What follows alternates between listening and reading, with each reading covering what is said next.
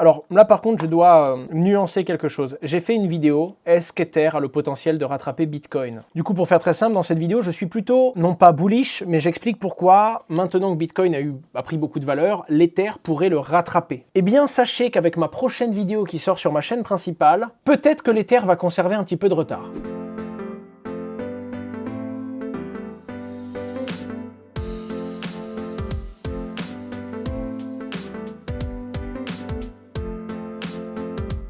Déjà, la chance pour Ether d'avoir un ETF est en train de baisser un petit peu avec les récentes actualités. Mais en plus de ça, le restaking, ça fait vraiment peur. D'ailleurs, les gars, si vous voulez, attention, ceci n'est pas un conseil d'investissement, investir comporte des risques de perte partielle ou totale de capital, je ne suis pas responsable de vos pertes. En tout cas, si jamais ça vous intéresse, il y a un truc à faire avec le restaking, ouais. Alors je suis arrivé, les gars, dans des niveaux des enfers. Je suis descendu, alors le staking, puis j'ai repris. Qu'est-ce que le liquid staking? Pourquoi? Qu'est-ce que le restaking? Pourquoi ça vous donne des rendements en plus? Et pourquoi ça fait porter des risques sur votre portefeuille, mais aussi sur la blockchain Ether? Et plus on descend, plus on voit des trucs en mode, bon bah là, tu vois, tu peux avoir 75% d'intérêt par an, mais toutes les 2 semaines, tu perds un tiers de ton âme.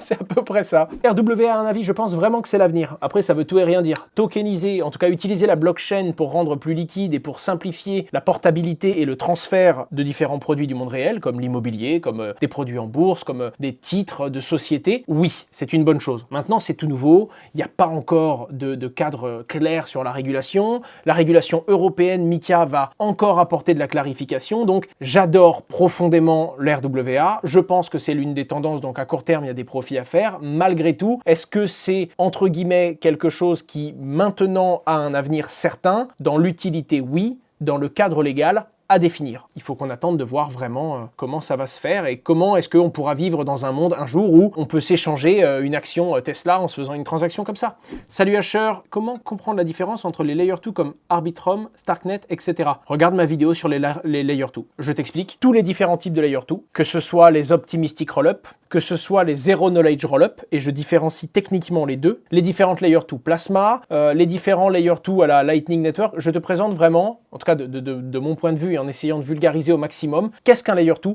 à quoi ça sert, quels sont les différents types de Layer 2. Non, pas du tout. Alors oui, il y a des services concurrents entre Meria et Swissborg, parce que ça achète, ça vend de la crypto, mais Meria, c'est vraiment une plateforme pour faire travailler ton portefeuille. Il y a certaines exécutions où si tu veux juste acheter une grosse quantité de crypto, Meria ne pourra pas rivaliser avec les outils de Swissborg. À l'inverse, des fois, tu veux utiliser ta crypto, tu veux pouvoir la staker sur un certain validateur, tu veux pouvoir exercer ton droit de vote on-chain, tu veux pouvoir le laisser soit sur la plateforme, soit le staker on-chain pour recevoir tes airdrops. Enfin, t'as plein de trucs que tu pourras pas faire avec un Swissborg, que tu pourras faire avec un Meria. C'est pas pareil, quoi. C'est pas la même solution de manière générale.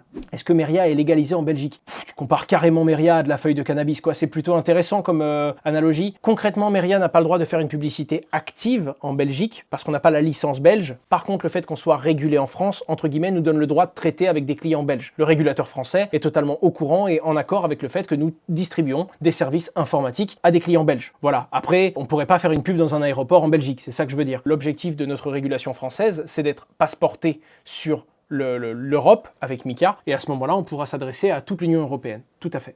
Les amis, je continue. Consensus qui milite pour l'approbation des ETF au comptant sur l'Ether, donc comme sur Bitcoin, pour essayer de faire rentrer des liquidités massives sur l'Ether, mais ils ont fait une bêtise. Pour moi, ils ont fait une bêtise, là, ils ont dit une connerie. Alors, encore une fois, pour moi, qui suis-je? Mais Consensus, c'est la plus grosse société de conseil et de développement de logiciels, de solutions autour d'Ethereum. D'accord? C'est eux qui ont créé MetaMask, que je vous présente plus, le petit renard là-haut en bas à droite qui vient orner notre navigateur internet. C'est également eux qui ont Infura, l'un des RPC les plus utilisés pour émettre ces transactions sur le réseau. Mais là, ils ont carrément été jusqu'à dire à la Security Exchange Commission, donc pour le coup, on peut comprendre qu'ils défendent Ether, sa cause, sa sécurité, pour qu'on puisse avoir un ETF dessus. Mais là, ils disent carrément, en gros, pour faire simple, pour nous, l'ETF Ether serait même plus sécurisé qu'un ETF sur Bitcoin parce que Ethereum est une blockchain et un réseau plus sécurisé que Bitcoin.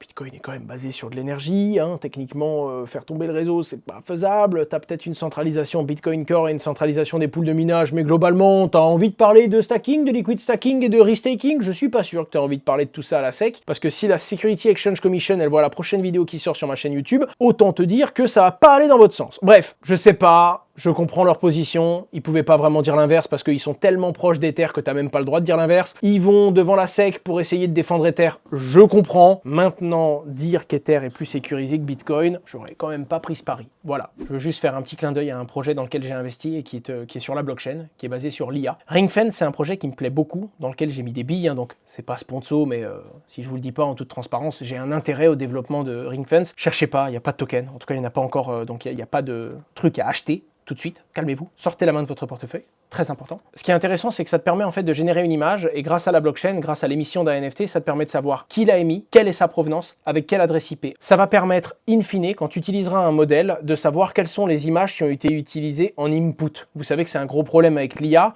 on peut générer énormément de choses en se basant sur des centaines de milliers d'articles, de vidéos, de photos d'autres artistes qui ont été volés, parce qu'on va utiliser pour générer un output des milliers d'inputs qu'on a trouvé sur le web sans respecter ses droits d'auteur. Pour le coup, c'est vraiment un tampon blockchain pour savoir quel contenu a été utilisé à quel moment et avec quelle origine entre guillemets. Et ça permet également de savoir qui a créé cette première IA, qui a créé ce modèle, etc.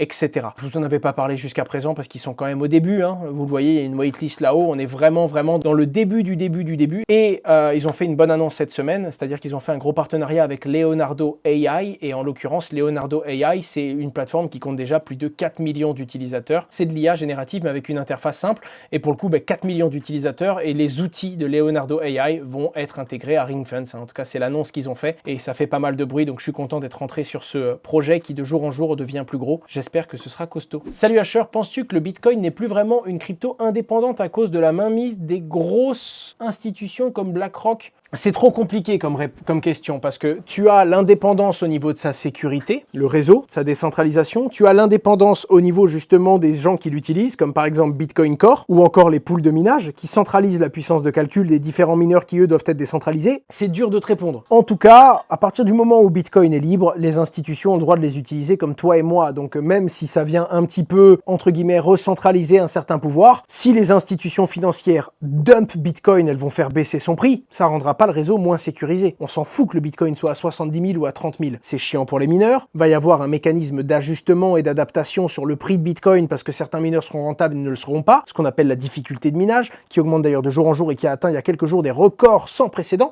Mais de là à dire que parce que BlackRock a une certaine partie de la supply, on s'en fout. Je crois qu'il y a Algo qui gratte à la porte. Le pauvre. Attendez, je vais quand même pas laisser ce petit ange. Ouais putain, il est arrivé sur moi. C'est bon, mais laisse-moi une place quand même. Allez, bouge. Oh Freddy, à bout de tanne. Là, et maintenant tu reviens. C'est terrible, il réfléchit pas, il est pas malin. Lui aussi, le dimanche soir, il est complètement fané, je vous dis. Qu'est-ce qui t'arrive? Me provoque pas comme ça, oh Freddy. Oh Freddy, j'ai un micro. On est en live. Je peux pas faire ça. Sais-tu pourquoi Bitcoin n'est pas au même prix sur CoinMarketCap? Parce que Bitcoin est un prix moyen de différents exchanges. Bitcoin n'a pas le même prix partout. C'est exactement comme les oranges n'ont pas le même prix, je sais pas moi, en Corse et en plein milieu de l'Espagne. Parce qu'en fonction de là où tu es, et en fonction des stocks, et en fonction de la météo, de plein de choses, pour l'agriculture, hein, c'est un exemple, tu ne vas pas avoir le même prix du même bien au même endroit, parce que ça coûte également de l'argent, de le rendre disponible, de le faire voyager, etc. etc. C'est pas le cas pour Bitcoin au niveau du voyage, parce que c'est le même réseau. Par contre, sur Bitcoin, à l'instant T, dans l'order book, Bitcoin n'a pas exactement le même prix sur Coinbase que sur une autre plateforme. Et donc quand tu vas sur CoinMarketCap et que tu as un prix moyen du Bitcoin, eh ben tu vas pas avoir exactement le même sur CoinGecko, sur CoinMarketCap ou sur Binance, parce que chaque plateforme va avoir son prix. D'ailleurs, il y a des sociétés qui sont des sociétés d'arbitrage qui vont acheter le Bitcoin là où il est le moins cher pour le revendre instantanément là où il est le plus cher. Il y a un moyen de gagner de l'argent, même quand tu es particulier, de temps en temps, tu peux faire des bons coups. Ça s'appelle l'arbitrage. J'ai fait une vidéo dessus. Tape Asher arbitrage sur Google. Je t'explique comment ça marche, pourquoi c'est pas si facile, sinon tout le monde le ferait, mais pourquoi de temps en temps, sur un malentendu, tu peux faire un bon coup. Gars, c'est terrible. Tu te rends compte que tu... Mais Freddy, oh Freddy, barrage-toi maintenant. Barrage-toi où tu veux monter, putain de merde. Oh, j'ai compris que tu étais là. C'est un truc de fou, il vient, il se colle sur mon visage. Je sais que tu es là, Freddy, j'ai compris. Maintenant tu patientes. Assis, c'est bien.